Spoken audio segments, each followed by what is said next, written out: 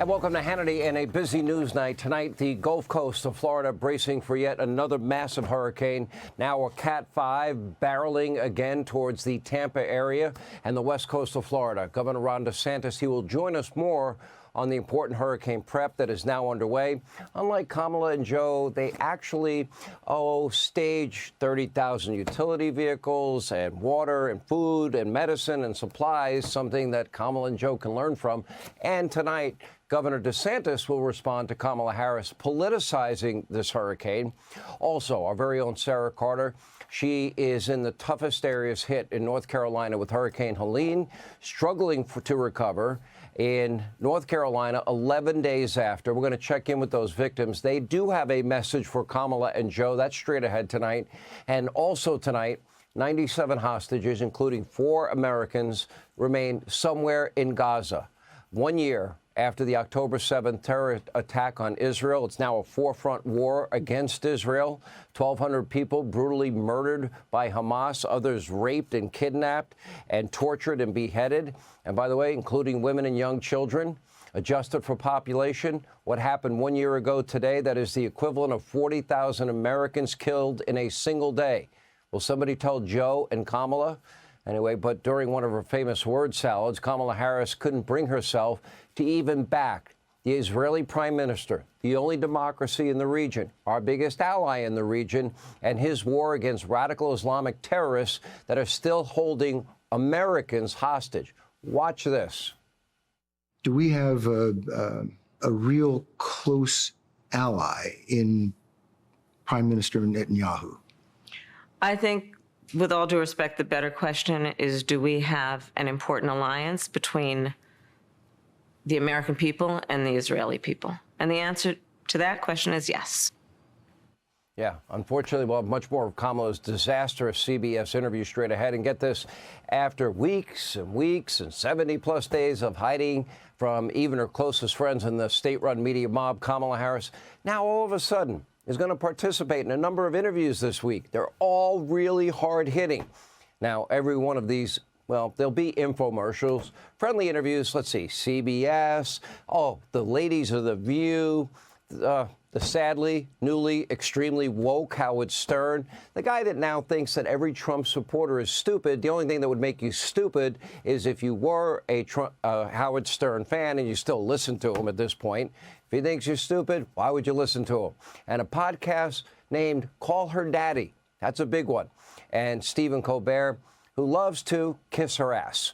Now, take a look at your screen. These outlets are never going to ask, any of these people will never ask the questions about her radical, extreme, and frankly dangerous record and her failures in office.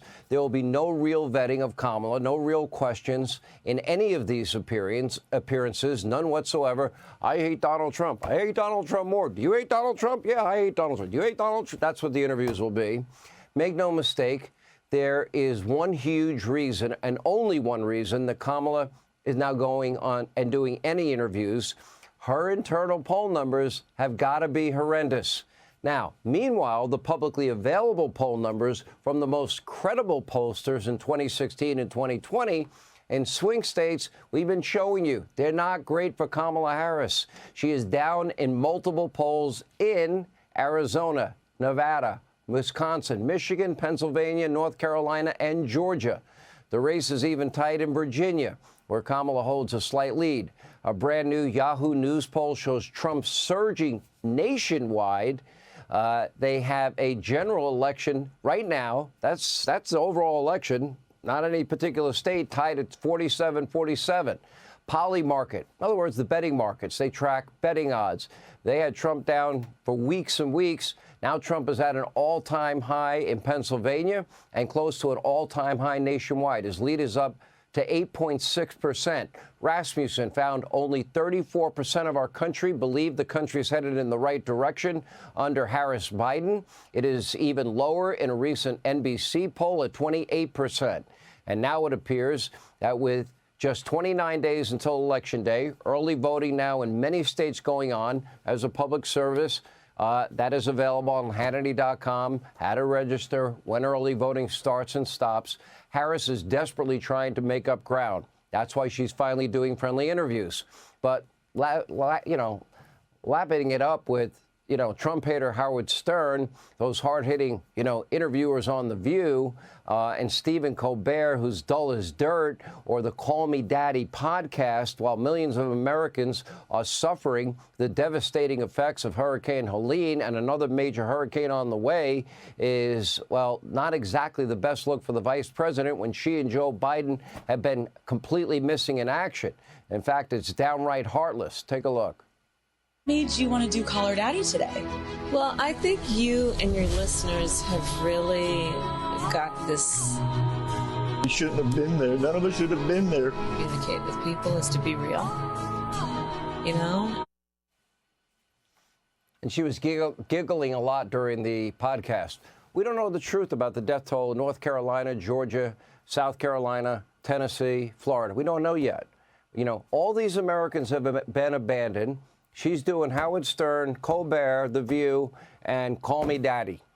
Supplies haven't been delivered. They're now being delivered by neighbors and Samaritan's Purse, in some cases by horse and by mule. Joe is out there just flat out lying. Joe Biden said on Friday, everything that people need, they got everything that they need and everybody is happy. Not true. Take a look. What do the states in the storm zone need, Mr. President? Okay. What do the states in the storm zone, what do they need after what you saw today? Oh, in the storm zone. Yes, sir. I'm wondering what storm you're talking about. They're getting everything they need, and they're very happy across the board. They're getting everything they need. They're very happy. Federal rescue operations have been slow. They have been disjointed, nearly non-existent. According to Biden's DHS secretary, FEMA, he's saying, is out of money after the Emergency Management Agency spent $1 billion of your dollars to feed and house Harris, Biden, unvetted illegal immigrants. Border czar Kamala Harris all on board for that. And meanwhile, the top two stated priorities of FEMA are diversity, equity and inclusion, and climate change. Okay, I think their priorities are screwed up. You would think that the emergency management would be the top of the list and helping every American in need. You'd think they would have the money available, especially in light of how much money they give all these other countries, but not under Kamala's so-called leadership. And today, Kamala was most focused on trashing Donald Trump and Ron DeSantis for daring to criticize the administration's response. Take a look at this. The other point I'd make is that there's a lot of mis and disinformation being pushed out there by the former president about what is available, in particular to the survivors of Helene. And first of all, it's extraordinarily irresponsible. It's about him. It's not about you. And the reality is that FEMA has so many resources that are available to folks who desperately need them. Kamala, you've been MIA. Joe's been MIA. You're lying and saying everybody's fine, everybody's been taken care of, and everybody's happy. Mayorkas says you're bankrupt. FEMA's website said you gave $1 billion to your illegal immigrants. You're not doing your job by going on the, Call Me Daddy website. Only about $4 million, that's it, was dispensed from FEMA, and it took them a week to show up. Thousands upon thousands of Americans have lost absolutely everything. They're using horses and mules, but not helicopters and government planes and our military. Entire towns washed away, roads, highways, bridges. They are closed indefinitely.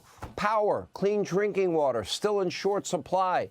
The level of suffering has been immense, and you have done nothing.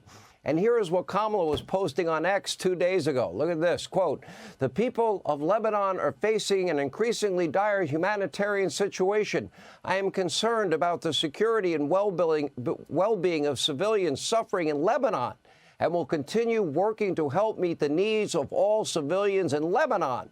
But to that end, the U.S. will provide nearly $157 million in additional assistance to the people of Lebanon for essential needs, food, shelter, water, protection, sanitation, to help those who have been displaced by the recent conflict. This additional support brings total U.S. assistance to Lebanon over last year to over $385 million. Give it to North Carolina and Georgia. Hundreds of millions of Americans suffering. You're telling us about Lebanon? What about the suffering Americans in our country? Those states impacted by Hurricane Helene. What about the people there? Our very own Peter Ducey had an opportunity to ask Corinne Jean-Pierre about this earlier today.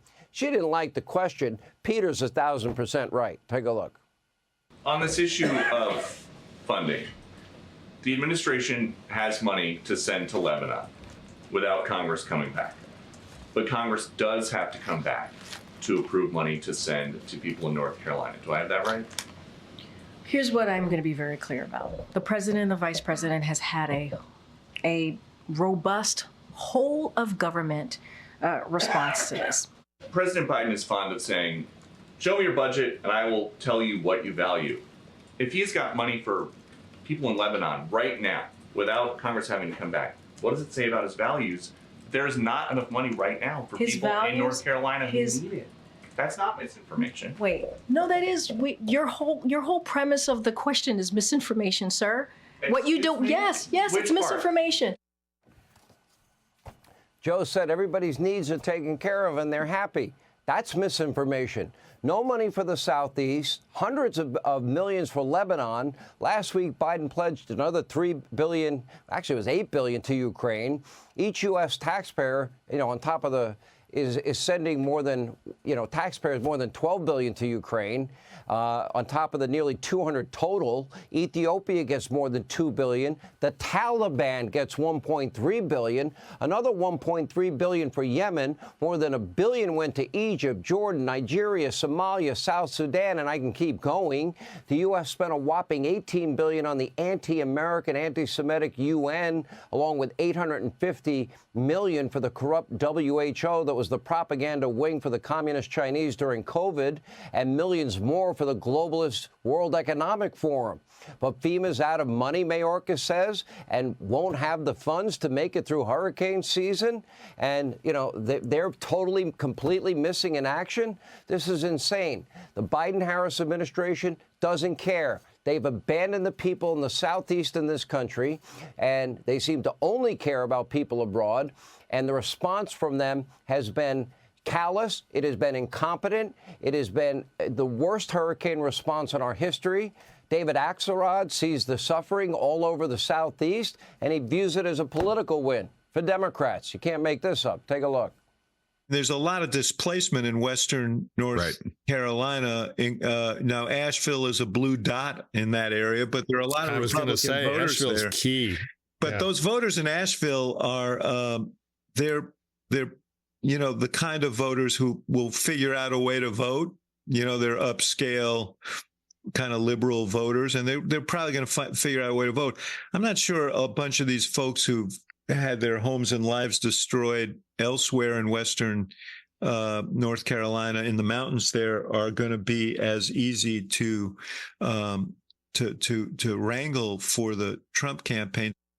Hey, Sean Hannity here. Hey, click here to subscribe to Fox News YouTube page and catch our hottest interviews and most compelling analysis. You will not get it anywhere else.